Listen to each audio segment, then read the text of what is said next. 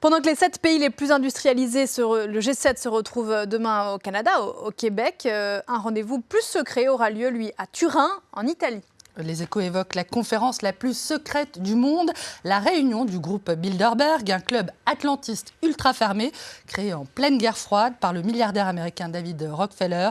Cette conférence réunit depuis plus de 30 ans les personnalités les plus en vue du monde économique, politique et intellectuel, comme par exemple pour cette année et pour la France, le ministre de l'Éducation Jean-Michel Blanquer, l'ancien Premier ministre Bernard Cazeneuve ou encore la nouvelle directrice générale de l'UNESCO, Audrey Azoulay. Des participants qui vont devoir respecter la sacro-sainte règle qui est de ne rien laisser filtrer de leurs échanges. Une règle qui charrie d'ailleurs beaucoup de fantasmes et de théories du complot sur le gouvernement du monde et le cheval de Troie de la CIA en Europe, et c'est ce que rappellent les Échos. D'après Henri de Castries, l'ancien président de l'assureur français AXA, qui préside actuellement le comité directeur du groupe Bilderberg, cette confidentialité aurait pour but de maintenir, je le cite, la qualité des débats. Ce qui se dit au Bilderberg reste au Bilderberg, comme à Las Vegas. Depuis la nuit des temps, les hommes ont voulu se regrouper afin de mener une quête de vérité. Et depuis tout aussi longtemps, ces groupes d'hommes se sont affrontés, parfois par pure incompréhension. Mais n'est-il pas normal de craindre ces sociétés qui s'identifient par le signe secret?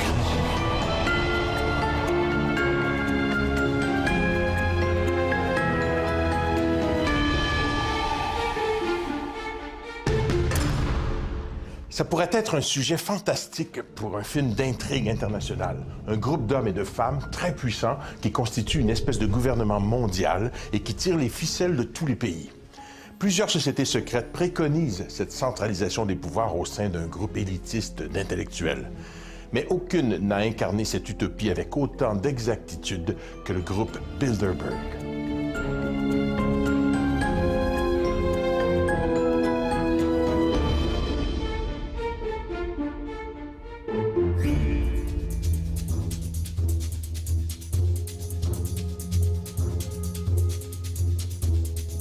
Bilderberg, c'est un groupe informel de plusieurs centaines de personnes qui changent d'ailleurs d'année en année. C'est pas tout le temps les mêmes personnes qui sont là, qui sont en fait des gens qui ont une caractéristique première. C'est toutes des membres de l'élite, de la haute élite politique, économique, médiatique et on pourrait dire aussi militaire, qui prennent l'occasion de se réunir pendant quelques jours dans un hôtel de luxe complètement isolé, à huis clos, pour discuter entre eux d'enjeux qui les préoccupent. Moi, il y a un mot pour décrire ces réseaux d'affaires-là. Le vrai mot, c'est coterie. Coterie veut dire réunion d'hommes riches et influents qui se retrouvent en catimini, en secret, pour le maintien de leurs privilèges et de leurs acquis. Individuellement, les Bilderberg, en fait, en tant qu'individus, ce sont eux qui contrôlent probablement, je n'ai pas fait de calcul précis, mais probablement pas loin de 80-90% de la richesse mondiale. Ce sont réellement les possesseurs du monde. Le groupe Bilderberg réunit environ 120 membres, dont les 2 tiers viennent d'Europe et le reste de l'Amérique du Nord. Créé en 1952, le groupe porte le nom de l'hôtel hollandais où a eu lieu la première réunion en mai 1954. Avant la naissance du Bilderberg, qui s'est passé en 1954 aux Pays-Bas, en Hollande, il faut savoir qu'avant ça, il y avait eu un précédent en termes de réseau d'affaires. Il y avait eu, en 1921, aux États-Unis, à New York, il y avait eu la création du Conseil des relations étrangères, en anglais, le Council on Foreign Relations.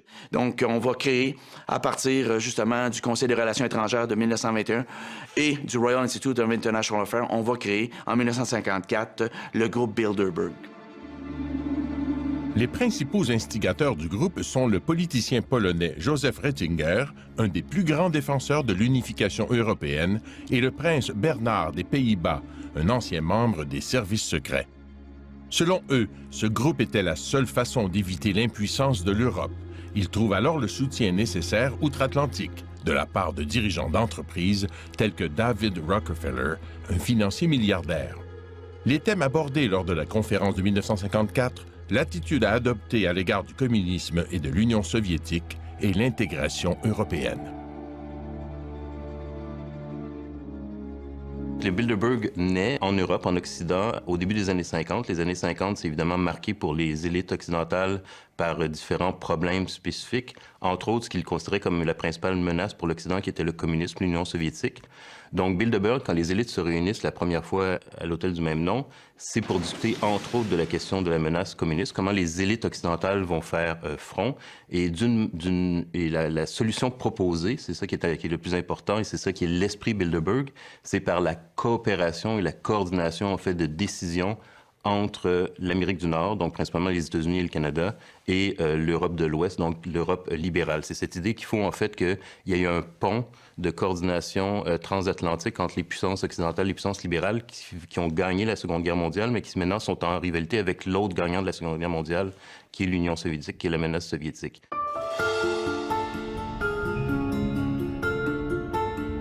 Il y avait aussi un intérêt de sécurité nationale. C'était important aussi donc d'assurer la sécurité de l'Europe et de l'Amérique du Nord ensemble. Il y avait bien entendu en troisième lieu un objectif commercial, économique. Il fallait s'organiser de manière à ce que les barrières tarifaires, les barrières économiques soient abattues pour permettre une libre circulation des biens et des personnes. Donc un objectif affiché quand même de libre-échange, surtout entre les pays du bloc occidental. Il va sans dire qu'un groupe aussi influent et mystérieux allait susciter la curiosité des journalistes d'enquête. 3 d'entre eux se sont particulièrement intéressés au groupe Bilderberg. L'Espagnol Daniel Estulin, le Français Michael Gama et l'Américain Jim Tucker. Grâce à des sources anonymes, ils ont étudié ce qui se disait derrière les portes closes des grands hôtels où le groupe se réunit chaque année. Jim Tucker consacre littéralement sa vie depuis 1975 à suivre les membres de ce groupe. C'est à cette époque qu'il prend connaissance de l'étonnant récit de Westbrook Pegler, le premier journaliste à avoir découvert l'existence du Bilderberg en 1957.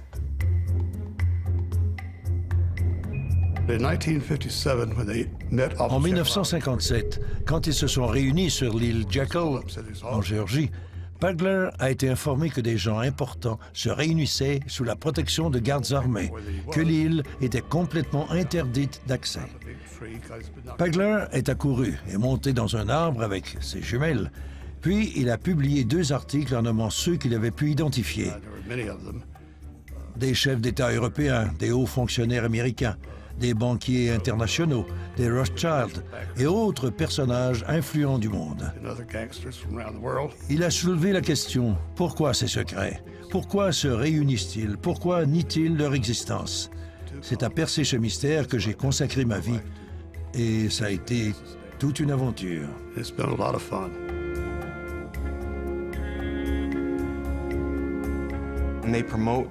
Ils prônent la mondialisation et la gouvernance mondiale. On y retrouve les principales institutions internationales, la Banque mondiale, le FMI, l'Organisation mondiale du commerce, l'OTAN, les Nations unies, etc.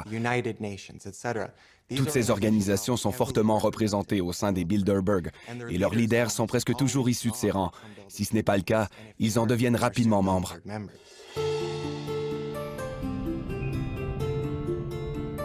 Dans ces groupes-là, l'idée de maîtresse qu'on a dépasse l'identité nationale, d'où est-ce qu'on provient. Et ultimement, les objectifs, c'est la création d'un gouvernement mondial. Encore en 2008-2009, on parlait même d'un impôt mondial.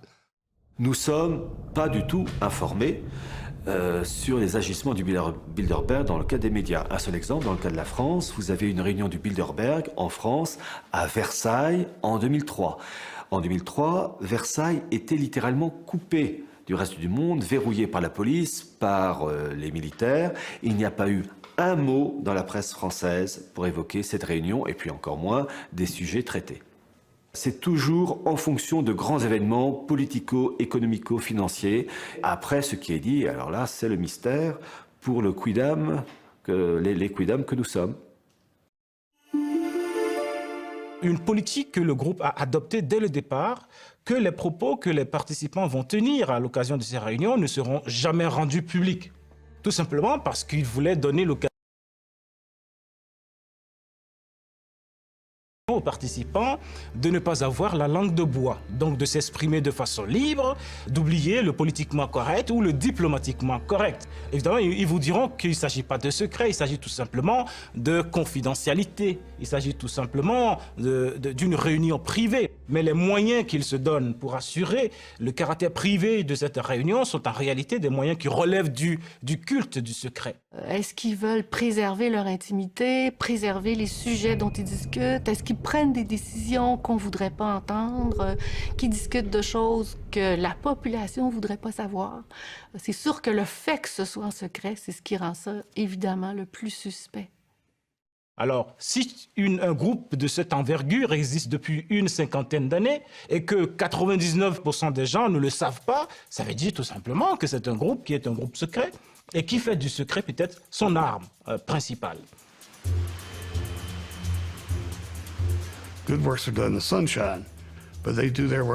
Ils œuvrent dans l'obscurité et ils ont des raisons de vouloir garder leur travail confidentiel. Les guerres qu'ils fabriquent ont coûté bien des vies. Plusieurs phénomènes découlent de leur volonté. Par exemple, la récession et les fluctuations du prix de l'essence. La guerre en Afghanistan en 2001. Eh bien, la guerre en Afghanistan, l'année précédente, ça avait été discuté aux réunions du Bilderberg. Et la guerre en Irak, c'était la même chose, ça avait été discuté en 2002. Et les Américains, avec une alliance militaire, avec d'autres pays, ont décidé d'envahir l'Irak en 2003.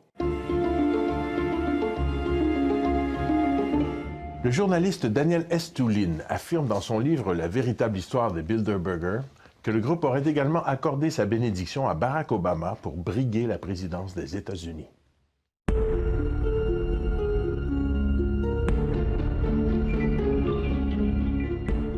Être invité à participer à une réunion Bilderberg, je pense réellement que c'est une invitation qu'on ne peut pas refuser. Ne deviens pas membre du groupe Bilderberg qui veut. Les quelques 120 membres sont triés sur le volet et doivent être invités à se joindre au groupe. Selon un communiqué officieux du groupe, les invitations sont uniquement envoyées à des personnages importants et respectés qui, de par leur savoir particulier, leur contact personnel et leur influence dans les cercles nationaux et internationaux, peuvent promouvoir les objectifs du Bilderberg. On devient membre de Bilderberg par cooptation, c'est-à-dire c'est probablement un comité assez restreint de Bilderbergers qui invite les gens et donc il y a une sorte de contingent ou de caucus par pays qui sont convoqués avec vraiment une palette qui va des plus grandes familles ou des plus grandes compagnies en termes de puissance économique d'un pays. Les Desmarais, par exemple, au Canada, sont souvent invités. Être invité à participer à une réunion Bilderberg, je pense réellement que c'est une invitation qu'on ne peut pas refuser. Quelqu'un à l'intérieur de ce cénacle, de cette coterie élitistes très sélective, doit tout simplement proposer ton nom. Et à l'intérieur, il doit y avoir consensus. Il fonctionne aussi par consensus. Cet individu-là sera un bon candidat pour notre projet. Et notre projet, c'est quoi? Bien, notre projet, en fin de compte, c'est élargir notre espace de jeu. Le but, c'est de créer des oligopoles mondiaux. Un oligopole, c'est une situation où il y a très peu de vendeurs, mais énormément d'acheteurs. Ce qui veut dire que les vendeurs qui sont dans le domaine corporatif, peu importe le créneau, bien à ce moment-là, ils ont beau jeu, en fin de compte, de fixer les prix à la hausse parce qu'il y a énormément d'acheteurs pour leurs produits. L'intérêt, c'est de choisir des gens sûrs, efficaces, qui vont servir une cause commune. La gouvernance mondiale et l'élaboration d'une architecture permettant le bon fonctionnement du système. Parmi les membres présumés ou connus du Bilderberg, il y a les derniers secrétaires de l'OTAN. Tous les présidents américains depuis Eisenhower, sauf, semble-t-il, Ronald Reagan, les barons des médias, dont Conrad Black et Edgar Bronfman, de même que Bill Gates. Parmi les Canadiens qui auraient assisté à au moins une rencontre du Bilderberg, Jean Chrétien, Pierre-Éliott Trudeau, Stephen Harper, Raymond Chrétien, alors qu'il était ambassadeur canadien aux États-Unis, Stéphane Dion, Paul Martin et Frank McKenna. Au niveau des personnes connues au Canada, on va avoir le général des armées canadiennes, Jean-Victor Allard, qui est un Québécois, qui est un membre influent, il est décédé aujourd'hui, mais qui est un membre influent des Bilderberg. Vous avez Jean Lesage, le père de la Révolution tranquille, qui est un assidu. Vous avez Jacques Parizeau. Et Jacques Parizeau était formé avec l'élite sociétale de Londres, avec la London School of Economics. Et ce monsieur-là a déjà assisté à plusieurs rencontres. On a aussi une rare dame qui s'appelle Marie-Josée Drouin, qui a marié Henry Kravis de la firme financière de Wall Street, Colbert Kravis Roberts. Madame s'appelle Marie-Josée Kravis maintenant. Et elle faisait déjà partie d'un puissant institut de réflexion ici au Canada. C'était le Hudson Institute. Elle était repêchée par les gens du Bilderberg parce que c'est une femme dans son créneau hyper influente.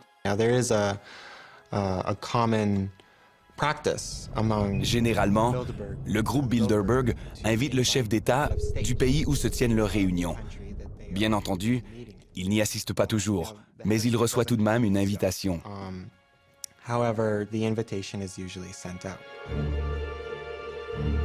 C'est probablement dans ce contexte, c'est-à-dire l'invitation systématique du plus haut dirigeant du pays hôte, que Brian Mulroney a participé à la rencontre du groupe Bilderberg qui se tenait à Toronto en 1987. Dans la mesure où il le fait dans le cadre de ses fonctions de premier ministre du Canada, Archives Canada, c'est-à-dire le bureau du conseil privé, a archivé donc son discours. Donc on a son discours et on voit que c'est un discours d'une quinzaine de pages. Il ne dit rien de secret dans ce discours. C'est l'époque de Gorbatchev en URSS, donc la transition. Donc lui, il se réjouit de ça. Il dit que l'Occident doit accompagner Gorbatchev parce que le régime soviétique est un mauvais régime, alors que le régime libéral est un bon régime. Il vante en fait ce qu'on connaît déjà de Brian Mulroney, c'est-à-dire c'est un partisan du libre-échange. Donc c'est ce qu'il va dire au Bilderberger. Il dit même qu'il faut en fait avoir une ouverture plus grande au niveau des frontières pour la liberté de circulation des populations et de la main-d'œuvre, donc de l'immigration. Fin des années 80, c'est aussi le problème du sida. Donc, il parle du sida, il parle de l'Afrique, il parle de l'endettement des pays du tiers-monde. Donc, c'est ce genre de sujet, de propos qu'amène Brian Mulroney au Bilderberger quand il est invité à parler devant eux. Les nouveaux membres ne sont pas uniquement des gens connus. Plusieurs se font connaître après avoir joint le groupe. On peut penser que c'est justement le groupe qui a contribué à lancer leur carrière. Le groupe Bilderberg est reconnu pour soutenir des politiciens qui partagent sa vision du monde. Ainsi, on dit que Rockefeller a été tellement épaté par un discours donné par Jimmy Carter lors d'une réunion du Bilderberg qu'il aurait fait en sorte qu'il soit élu président des États-Unis l'année suivante. Les membres des Bilderberg financent les grosses campagnes électorales, contrôlent les médias, dirigent des multinationales et des banques. Donc, s'ils ne décident pas directement qui dirigera tel ou tel pays, ils ont la capacité, de par l'influence financière et le contrôle médiatique qu'ils exercent, de favoriser certains politiciens au détriment des autres. Vous avez eu, en 1996, une réunion du Bilderberg qui a eu lieu du côté de Toronto, je crois que c'était King City. Et il y avait un ministre-président du Land de Basse-Saxe qui était présent, l'Allemand Gerhard Schröder, qui un an plus tard est devenu chancelier allemand. Donc on voit très souvent des réunions de futurs chefs d'État. On n'a qu'à penser à Bill Clinton aux États-Unis en 1993. Quand il était à la première réunion du Bilderberg en 91, Bill Clinton n'était pas encore le candidat du Parti démocrate. Mais au sortir du Bilderberg, il est devenu l'homme, lige et la marionnette préférée de ses maîtres marionnettistes. Madame Thatcher est arrivée au pouvoir en 79 en Angleterre, mais juste avant d'arriver au pouvoir en Angleterre, mais cette dame-là avait été repérée par le groupe Bilderberg et elle est arrivée à la tête de son parti et elle a fait table rase, elle a fait maison nette et c'est une dame de fer qui a décidé d'en découdre avec les syndicats. Elle a mis les syndicats au pas. La question que plusieurs se posent, est-ce que le président américain Barack Obama fait partie de ce groupe? Au moment où on se parle, il est impossible de dire, hors de tout doute raisonnable, que Barack Obama est un membre en règle. Il est un sympathisant. Il faut savoir que Barack Obama envoie des émissaires aux réunions du Bilderberg. Bon nombre de ceux qui ont assisté à la réunion du groupe Bilderberg en 2008 se sont retrouvés dans le gouvernement d'Obama quand il est devenu président. Par exemple, Larry Summers et Paul Volcker, l'ancien président de la Réserve fédérale américaine, sont devenus d'importants conseillers économiques d'Obama. Le général James Jones est devenu son conseiller en matière de sécurité nationale. Et j'en passe. Oui, Barack Obama est sans aucun doute un membre de Bilderberg. Et il obéit certainement à leurs ordres. On en aura la preuve avec l'augmentation des coûts de l'essence et avec la prolongation de la récession entièrement fabriquée par les Bilderberg.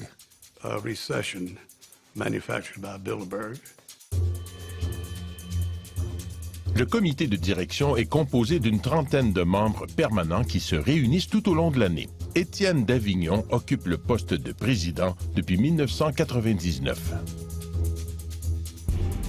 Les membres du groupe Bilderberg ne le sont pas nécessairement à vie, mais certains le sont depuis longtemps, comme David Rockefeller, qui était présent à la première réunion en 1954 et qui assiste encore à toutes les réunions.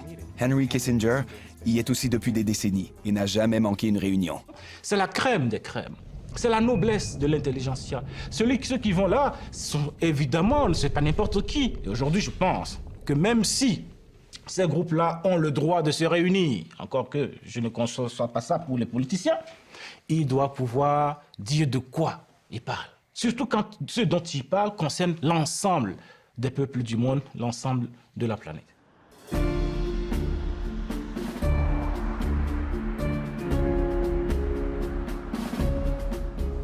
Alors, mon cher Benoît, ces gens influents qui sont membres du Bilderberg, qui se promènent toujours dans des limousines comme celle-ci? Oui, effectivement, quand ils vont à leur rencontre annuelle, les fins du mois de mai et mois de juin, ils se rendent là en limousine, et des limousines aux vitres teintées, et ces gens-là portent des costards noirs, 3 pièces, sombres, avec des lunettes fumées, et ils ont aussi leur garde du corps, toujours dans leur entourage. Et est-ce que ce sont des limousines blindées? Blindées, je dirais pas jusque-là, mais peut-être certaines personnes, parce qu'il y a des dignitaires de pays étrangers là, qui vont là. Il y a aussi des reines, des têtes couronnées qui assistent à la réunion du Bilderberg. C'est pour ça qu'ils se réunissent toujours dans des endroits reculés, loin des centres-villes? 5 étoiles. Ça prend des hôtels 5 étoiles et ça, c'est réservé longtemps à l'avance, mais l'endroit n'est connu souvent qu'une semaine avant l'événement, question de sécurité. Et effectivement, on fait ça dans des endroits qui sont assez huppés, cossus, mais retirés, en fait, compte, question de sécurité toujours.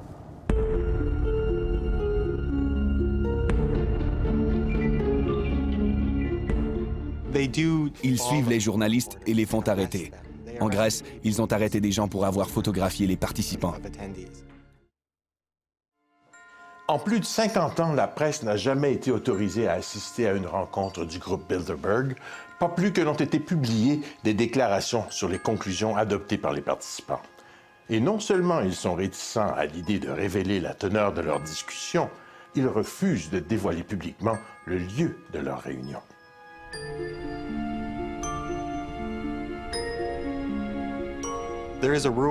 La règle d'or des Bilderberg est qu'il est interdit d'en parler. On ne donne pas de conférences de presse, on n'émet pas de communiqués de presse et on ne cite pas les propos des personnes présentes, sinon on n'est plus invité. C'est ce qu'on appelle la règle de Chatham House. Si vous assistez à la réunion, vous acceptez de ne pas en parler. Ils savent qu'ils ont des intérêts communs. Ils savent qu'ils ont des enjeux et des problématiques dont ils veulent discuter ensemble. Ils veulent pouvoir en discuter, je dirais, librement, c'est-à-dire sans avoir à prendre en considération l'opinion publique, qu'ils considèrent d'ailleurs comme un problème. L'opinion publique, ils veulent le contrôler plutôt qu'être influencés par l'opinion publique. Et donc, ils ont tout avantage, dans ce cas-là, à ce que ça soit secret. Souvent, vous savez, ces décisions prises par ces élites oligarchiques, financières, etc., ces décisions vont à l'encontre des intérêts du peuple. Et donc, pour éviter des manifestations de masse, il vaut mieux être discret. Les seules images possibles à prendre sont celles de limousines venant déposer des invités difficiles à identifier.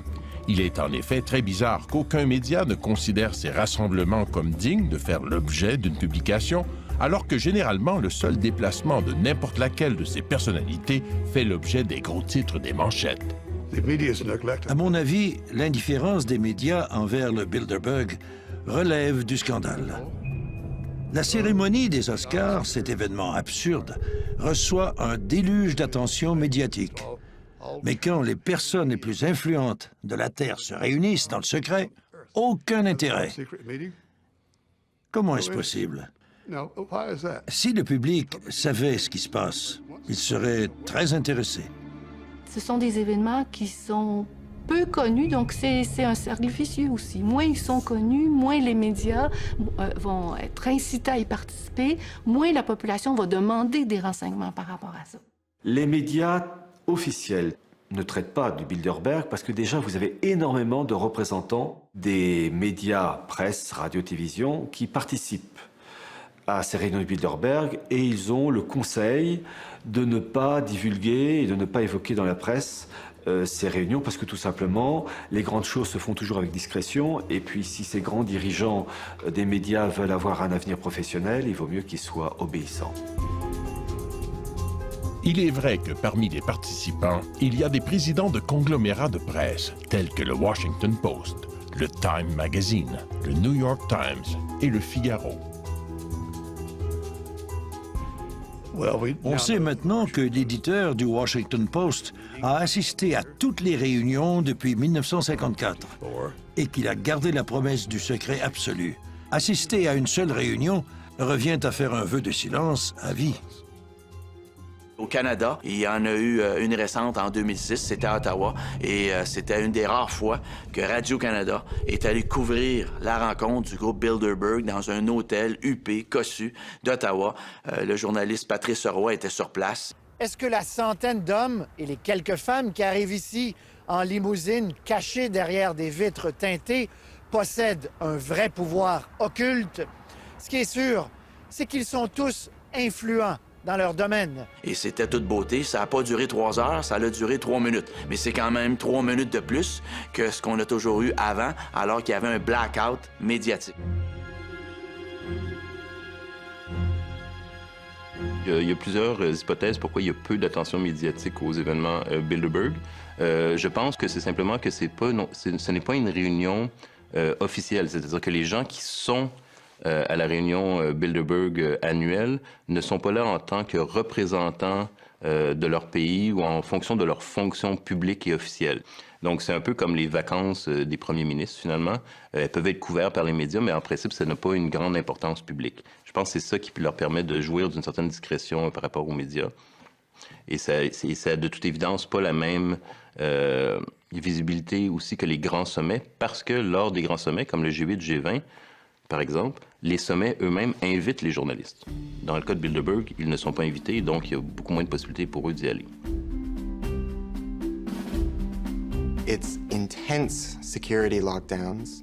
La sécurité est impénétrable. À la réunion de 2009 en Grèce, l'armée grecque avait déployé des bâtiments de la marine, des camions armés et la police secrète pour surveiller l'hôtel où se déroulait l'événement. Ces coûts sont assumés par le pays hôte, qui les refile essentiellement aux contribuables sous forme de dépenses publiques. Puisque le contribuable n'en bénéficie pas vraiment, ça soulève bien entendu des questions d'ordre moral.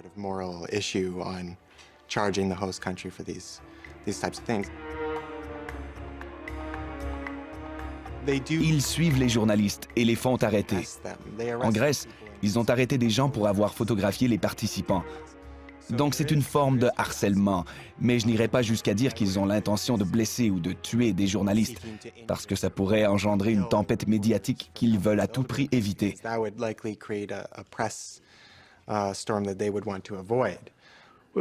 Laissez-moi vous dire que j'en ai eu des sueurs froides dans mes aventures avec les Bilderberg. Au Portugal, j'avais embauché un chauffeur pour m'emmener le soir vers 23 heures pour tenter de m'emparer de quelques documents. Le chauffeur a accepté de me déposer à côté d'une clôture et de m'attendre les phares éteints. J'avais à peine parcouru une centaine de mètres lorsque j'ai entendu des coups de feu passer au-dessus de ma tête. J'ai été pris par surprise. Alors, j'ai pris mes jambes à mon cou, j'ai sauté par-dessus la clôture et on est parti à toute vitesse avec les phares encore éteints. Et puis j'ai pensé, ils n'ont pas essayé de me tuer. Ils ont voulu m'intimider et ils ont réussi.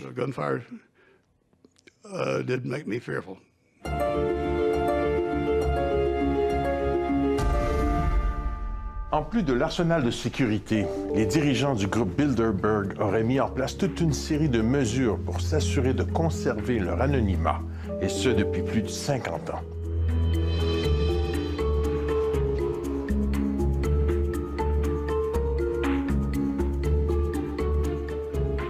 faut, en fait, c'est vraiment un grand hôtel chic qui va être finalement vidé de ses touristes et de ses visiteurs habituels. Donc, c'est vraiment l'ensemble des chambres et de l'établissement de l'hôtel qui est réservé pour la réunion Bilderberg.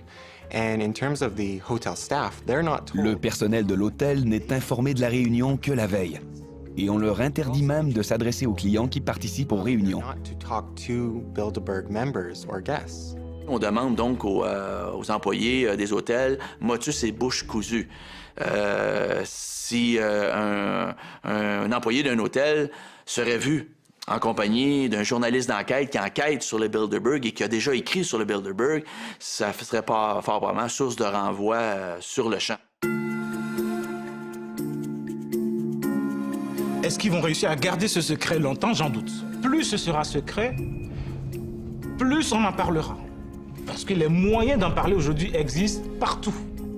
Donc ce groupe aurait intérêt à se rendre compte de ce que nous sommes dans une nouvelle ère, l'ère de la démocratisation de l'information, l'ère des médias sociaux, et que ça devient intenable aujourd'hui de maintenir ce culte du secret. Le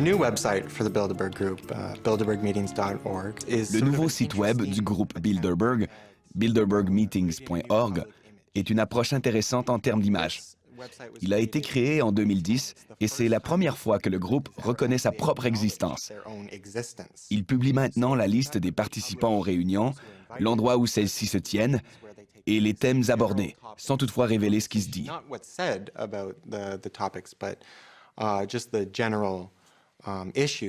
C'est donc un pas significatif, mais c'est aussi une façon pour eux de lutter contre l'image négative que se fait le public des Bilderberg.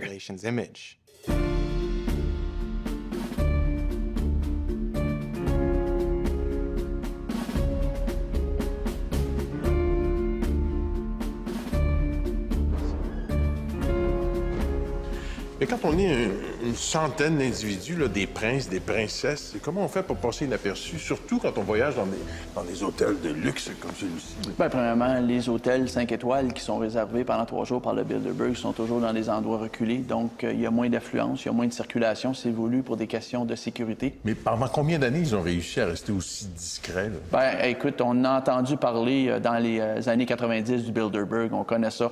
On en parle plus depuis le début des années 2000, mais ça commençait tranquillement, par-ci, par-là, dans les années 90, à parler du Bilderberg. Mais pour le commun des mortels, le mot Bilderberg, ça n'a aucune connotation, ça veut absolument rien dire.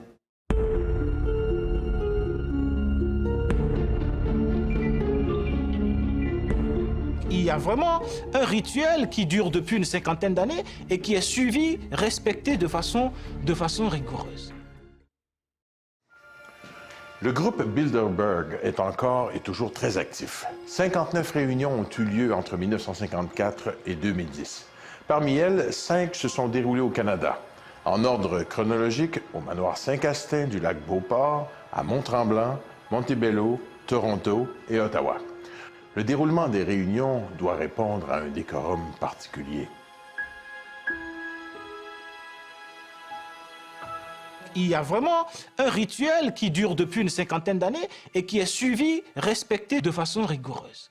Les gens s'asseyent les uns à côté des autres suivant leur ordre alphabétique. C'est-à-dire que si vous êtes le prince Bernard des Pays-Bas, si le nom de famille commence par B, vous pouvez vous asseoir à côté d'un professeur d'université dont le nom aussi commence par B. Je veux dire, c'est pas parce que vous êtes prince que vous allez vous asseoir forcément à côté d'un autre prince. Voyez-vous, c'est un peu là qu'on définit peut-être le côté égalitaire du groupe. L'autre rite qu'ils respectent, c'est évidemment la prise de parole. Les gens sont tenus de respecter leur temps de parole. On s'attend à ce que les participants aux réunions des Bilderberg s'expriment. On veut savoir comment ils sont, ce qu'ils pensent. Qui sont les gens qu'ils seraient susceptibles d'appuyer? Margaret Thatcher a été invitée à une réunion dans les années 1970. Elle était restée en retrait sans dire grand-chose et à ce moment-là, elle était à peine connue dans son propre pays et encore moins à l'extérieur. Donc les autres se méfiaient un peu d'elle. Puis, celui qui l'avait invitée l'a prise à part à la fin de la journée et le jour suivant, Elle a donné un de ses fameux discours pendant 3 minutes et les a tous tellement impressionnés que David Rockefeller et Henry Kissinger l'ont adorée. Ils l'ont emmenée aux États-Unis, l'ont présentée à tout le monde, et quand elle est devenue Premier ministre, elle a adopté des politiques économiques néolibérales qui ont énormément bénéficié aux membres Bilderberg.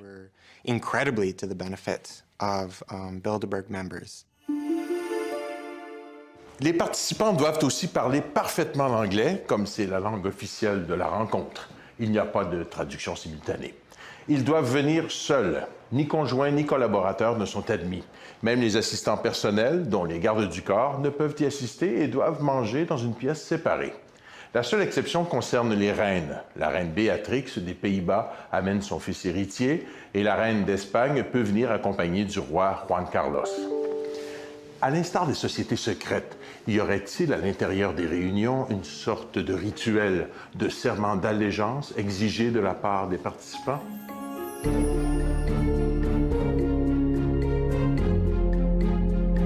Les gestes, il y en a sûrement. Des objets décorant, si je puis dire, la salle de réunion, c'est possible, mais compte tenu qu'elles sont secrètes, que ce n'est pas filmé, comment savoir? Certains observateurs vont plus loin et prétendent que le fondement même du groupe Bilderberg repose sur la philosophie des francs-maçons. Les représentants du Bilderberg obéissent aux 3 pivots de l'idéologie maçonnique: nominalisme, naturalisme, primauté de l'homme. Le premier point, c'est le nominalisme, qui en philosophie dit qu'il n'y a pas de vérité. Chacun a sa vérité. Vous avez votre vérité, j'ai la mienne, et c'est une vérité qui est évolutive. Ce qui est vrai aujourd'hui n'est pas demain, etc. Le deuxième point, c'est le naturalisme, qui consiste à dire qu'il n'y a pas de religion révélée. Et le troisième point, c'est la primauté de l'homme, centre de toute chose. Alors que dans le catholicisme, Dieu est centre de toute chose et l'homme est la créature, le second. Dans l'idéologie maçonnique, qui anime donc les dirigeants de Bilderberg, l'homme est le centre de toute chose, l'être indépassable. Il y a un aspect de société secrète, mais il n'y a pas de rite d'initiation.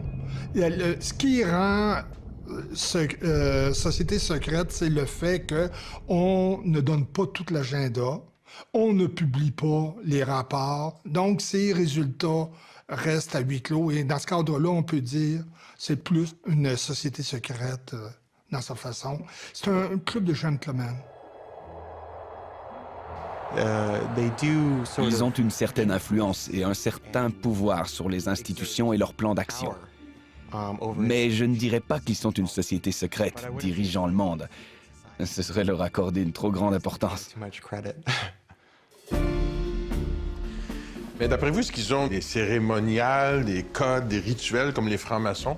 Est-ce qu'ils ont un signe secret? Oui, le signe secret des membres du Bilderberg, ça serait le signe du dollar. Et Dieu sait qu'ils en ont beaucoup de dollars. Et considérez-vous comme une société secrète? C'est une société qui a beaucoup de secrets, qui méritent d'être dévoilés au grand public. On sent chez tous les gens qu'on a interviewés un mélange de fascination en même temps qu'un désir de dénonciation. Et vous, Benoît Perron, personnellement, est-ce que vous êtes intrigué, inquiété, fasciné? Non, je ne suis pas du tout fasciné par les membres du Bilderberg. Par contre, ces gens-là, oui, ils me troublent, ils m'intriguent parce que le pouvoir qu'ils ont concentré dans leurs mains et parce qu'ils occupent des postes clés, justement, dans la société, font en sorte que les décisions qu'ils prennent vont avoir un impact à moyen terme et à court terme sur le commun des mortels, donc sur moi. Alors, c'est un rapport amour-haine.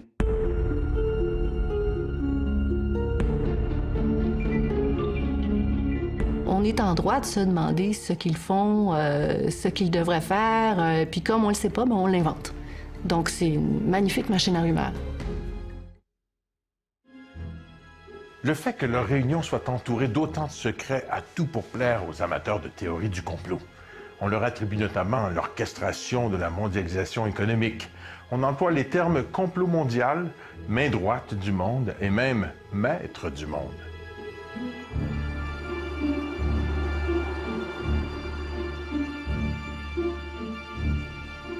Évidemment, le fait qu'ils soient si secrets aussi a pour effet de créer toutes sortes de fantasmes, évidemment, à leur propos. On l'impression que c'est un gouvernement secret mondial, occulte, qui réussisse à déclencher des guerres, à créer des crises économiques.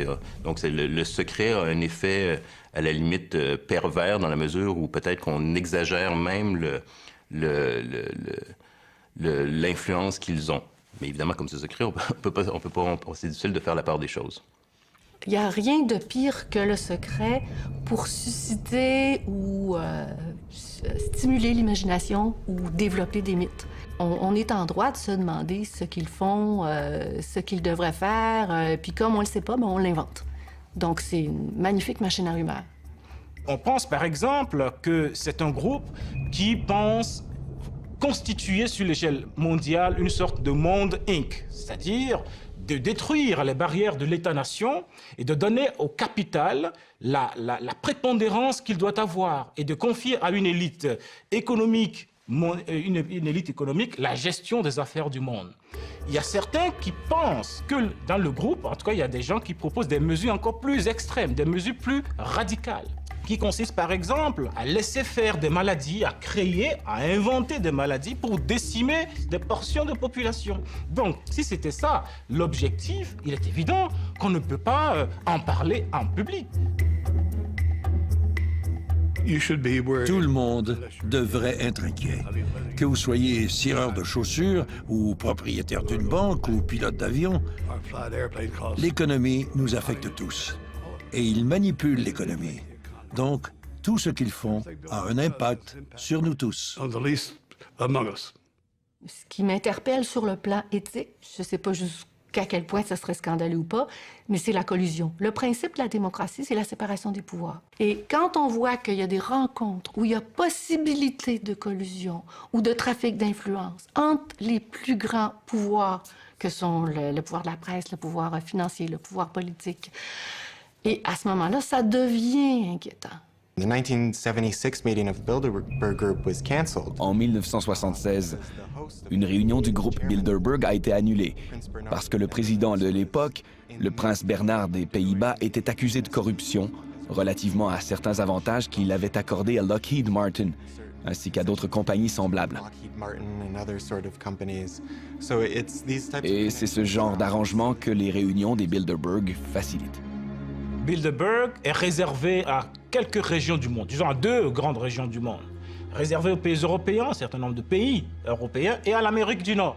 Mais imaginez un groupe qui parle de sécurité énergétique, de sécurité nucléaire, qui parle de géostratégie mondiale, qui parle de commerce international, qui parle de l'aide publique à l'Afrique. Et on nous dit que c'est un groupe privé. Donc vous voyez donc là le problème de légitimité que ça pose. Le groupe Bilderberg n'a aucune légitimité démocratique. Il dirige, il impose des vues sans aucune légitimité issue du suffrage universel.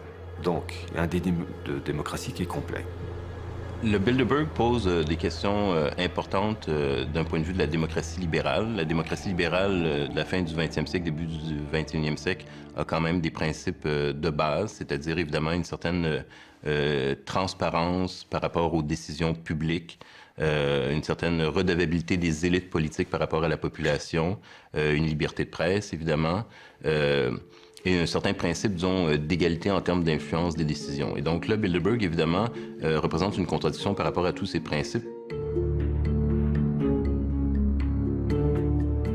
Ces gens-là ont le pouvoir, en catimini, et c'est ça qui me trouble, de fixer l'agenda économique d'un pays qui a élu à sa tête un gouvernement démocratiquement.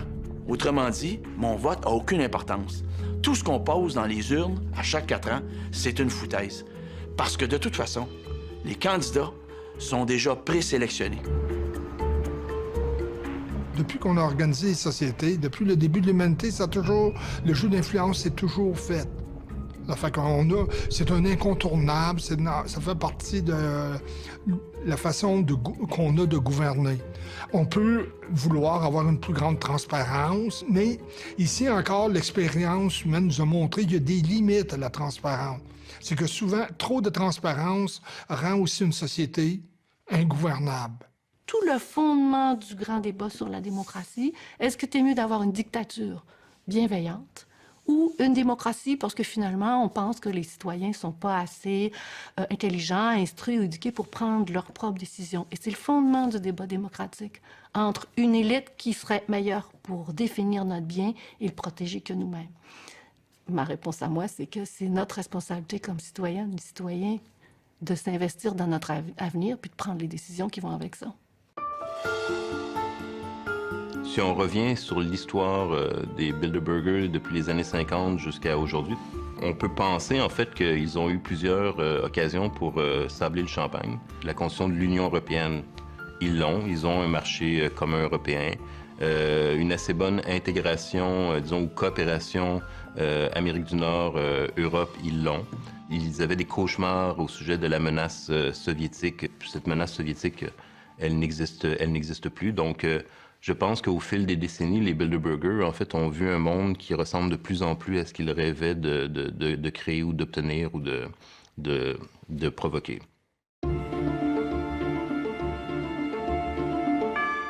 En juin 2010, une conférence du groupe Bilderberg s'est tenue à Sitges, une station balnéaire espagnole située à 30 km de Barcelone.